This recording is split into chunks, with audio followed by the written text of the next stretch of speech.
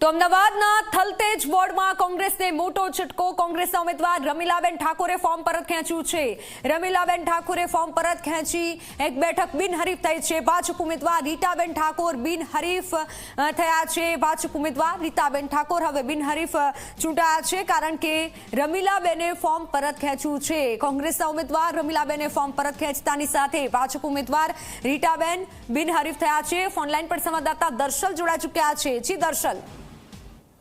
જી, અમદાવાદમાં જે 48 વોર્ડમાં 192 બેઠક છે તેમાંથી આ થલતેજ વોર્ડની એક બેઠક જે છે એ ભાજપના છેડે ગઈ છે. બિનહરીફ આ બેઠક જાહેર થઈ છે કારણ કે જે કોંગ્રેસના ઉમેદવાર જે છે રમીલાબેન ઠાકોર તેમને પોતાનું ફોર્મ જે છે એ પરત ખેંચ્યું છે, જેને લઈને આ જે ઉમેદવાર જે હતા રીટાબેન ઠાકોર ભાજપના તેઓ બિનહરીફ અહીંયા જાહેર થયા છે અને સીધી રીતે આ એક બેઠક જે છે એ ભાજપના છેડે ગઈ છે. આ સિવાય અન્ય પણ એ ફોર્મ પરત ખેંચવાનો સિલસિલો જે છે એ પણ અહીંયા જોવા મળ્યો છે કારણ કે આજે એ ફોર્મ પરત ખેંચવાનો એ અંતિમ દિવસ છે. 3 વાગ્યા સુધી એ પ્રક્રિયા ચાલશે. ત્યાં સુધી અલગ અલગ જગ્યા ઉપર આ વિગતો મળી રહી છે. 3 વાગે સ્પષ્ટ થશે કે આખરે આ સ્થાનિક સ્વરાજની ચૂંટણીમાં અમદાવાદમાં 48 વોર્ડમાં 192 બેઠક ઉપર કેટલી બેઠક એ બિનહરીફ જાહેર થાય છે અને કેટલા ઉમેદવારો વચ્ચે એક જંગ જોવા મળે છે. બિલકુલ દર્શલ, આપ જોડાયેલા રહેજો. ત્યારે આજે ફોર્મ પરત ખેંચવાનો છેલ્લો દિવસ છે અને આ તરફ સરખેજ વોર્ડમાં કોંગ્રેસને બીજો ઝટકો. ભરતભાઈ ભરવાડ પછી હવે બીજા ઉમેદવાર વારિસ અલી એ પણ પોતાનું ફોર્મ પરત ખેંચ્યું છે. આપણી સાથે સંવાદદાતા જોડાયેલા છે. જી દર્શલ, ભરતભાઈ ભરવાડે પણ ફોર્મ હવે પરત ખેંચ્યું છે સરખેજ વોર્ડમાં. જી, જે પ્રકારે થલતેજ વોર્ડની સાથે સાથે અલગ અલગ વોર્ડમાંથી આ માહિતી મળી રહી છે કે જ્યાં ફોર્મ પરત ખેંચવાની એ પ્રક્રિયા જે જોવા મળી રહી છે. અમદાવાદમાં બેઠકો આ ફોર્મ પરત ખેંચતા એ ગુમાવી એટલે આ પ્રક્રિયામાં એ બેઠકો ગુમાવી છે.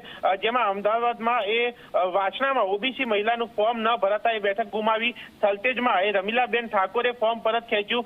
માં ભરત ભરવાડ અને વારિસ સૈયદ જે છે તેમણે ફોર્મ પરત ખેંચ્યું છે. એટલે આ 4 જે જગ્યા જે છે એ કોંગ્રેસે આ 4 બેઠકો ગુમાવી છે અને તેમાં આ જે 3 જે ઉમેદવારો જે છે તેમણે પોતાનું ફોર્મ પરત ખેંચ્યું છે, જ્યારે એક ઉમેદવારની જે જગ્યા હતી જેમાં ફોર્મ ન ભરાતા એ બેઠક એ કોંગ્રેસે ગુમાવવાનો વારો આવે છે. હજુ પણ 3 વાગ્યા સુધી એ નુકસાની જે છે એ કોંગ્રેસને વધુ જે છે અહીંયા જોવા મળે તેવી શક્યતાઓ અહીંયા દેખાઈ રહી છે. પરંતુ આખું ચિત્ર એ 3 વાગે જ્યારે આ પ્રોસેસ પૂર્ણ થશે તે બાદ સ્પષ્ટ થશે કે કોંગ્રેસ કેટલી બેઠકો ગુમાવે છે અને કઈ બેઠકોમાં કયા ઉમેદવારો વચ્ચે એ ચૂંટણી જંગ જોવા મળે છે. બિલકુલ દર્શલ, આપણી સાથે હવે સંવાદદાતા ગૌરવ જોડાયેલા છે. ગૌરવ, કોંગ્રેસે મતદાન પહેલા 4 પોતાની બેઠક અમદાવાદમાં જ ગુમાવી છે.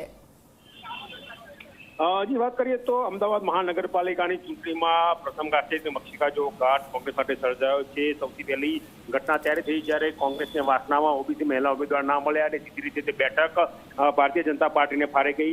સરખેજના જે 2 ઉમેદવાર હતા ભરત ભરવાડ અને વારિસ સૈયદ તેમને પોતાના ફોર્મ પરત ખેંચે એટલે એ 2 બેઠક ગુમાવવાનો વારો આવ્યો.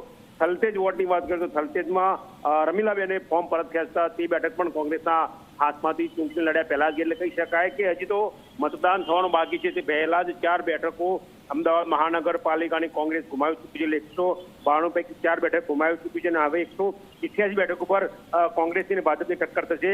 હજુ 3 વાગ્યા પહેલા કેટલું નુકસાન થાય તેવી શક્યતાઓ વ્યક્ત કરવામાં આવે છે. એટલે કહી શકાય કે 3 વાગ્યા બાદ ખબર પડશે કે અમદાવાદ મહાનગરપાલિકાની 192 બેઠક પૈકી કોંગ્રેસ કેટલી બેઠકો પર ચૂંટણી લડે છે. જી બિલકુલ આભાર માહિતી બદલ. ત્યારે આપ જુઓ કે અમદાવાદમાં મતદાન પહેલા જ કોંગ્રેસે 4 બેઠકો ગુમાવી છે. એક તરફ સરખેજ, બીજી તરફ થલતેજ અને જે દ્રશ્ય સામે આવી રહ્યા છે આજે ફોર્મ પરત ખેંચવાનો છેલ્લો દિવસ છે, પરંતુ 3 વાગે ચિત્ર સ્પષ્ટ થઈ જશે.